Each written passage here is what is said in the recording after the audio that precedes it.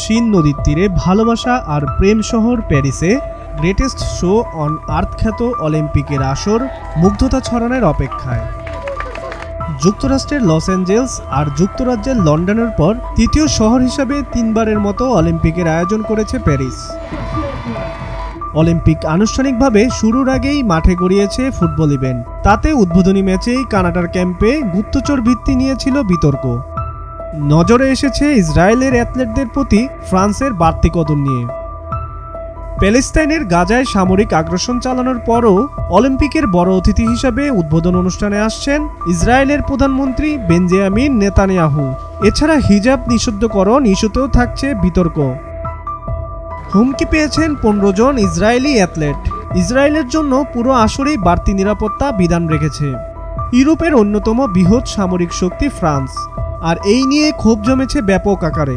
সাম্প্রতিক সময়ে প্যালেস্তাইনের গাজা উপত্যকায় ইসরায়েলের সামরিক অভিযানে ব্যাপক প্রাণহানির পরেও তাদের বাড়তি নিরাপত্তা এবং ইসরায়েলের প্রধানমন্ত্রীকে অলিম্পিকে আমন্ত্রণে বিরোধিতা করছে অনেকেই। সাবেক ফুটবলার এবং রাজনীতি বিশেষজ্ঞ জুলেস বয়কফ এবারের অলিম্পিককে বিগত এক দশকের ভূ রাজনৈতিক বিবেচনায় সবচেয়ে আক্রমণাত্মক আসর হিসাবে উল্লেখ করেছেন এবং এর পিছনে দিয়েছেন ব্যাখ্যাও।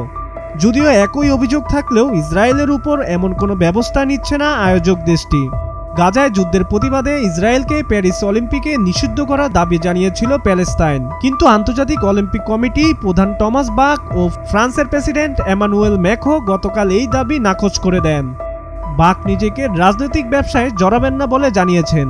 আর ফ্রান্সের প্রেসিডেন্ট বলছেন, আমাদের দেশে ইসরায়েলি অ্যাথলেটদের স্বাগতম। তাদের অবশ্যই নিজ পতাকার অধীনে প্রতিদ্বন্দ্বিতা করতে হবে, কারণ অলিম্পিক মুভমেন্ট এই সিদ্ধান্ত নিয়েছে।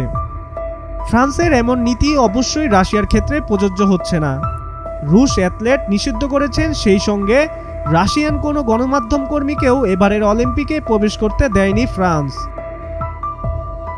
আয়োজক দেশের বিশ্বাস, সাংবাদিকতার নামে তাদের দেশে গুপ্তচর ভিত্তি করতে পারে রুশ সাংবাদিকরা। ইসরায়েলের জন্য অলিম্পিকে অংশ নিতে যাওয়া 88 অ্যাথলেটদের মধ্যে অন্তত 15 জন হামলা ও মৃত্যুর হুমকি পেয়েছেন।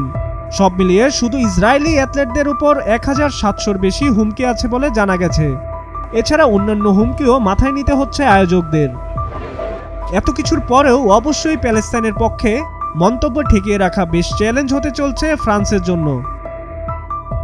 ইউরোপের সবচেয়ে বড় মুসলিম জনসংখ্যার দেশ ফ্রান্স, তবে দেশটি পরিচালিত হয় ধর্মনিরপেক্ষতার ভিত্তিতে। এমন অবস্থায় দেশটির কোনো নারী ক্রীড়াবিদ হিজাব পরিধান করলে অলিম্পিক খেলতে পারবে না বলে আগেই আইন পাশ করেছিল ফ্রান্স সরকার। আর বিষয়টিকে মোটেই সহজভাবে নেয়নি বিশ্বের একটি বড় অংশ। সাব্বির হাসান, মাছরাঙ্গা টেলিভিশন।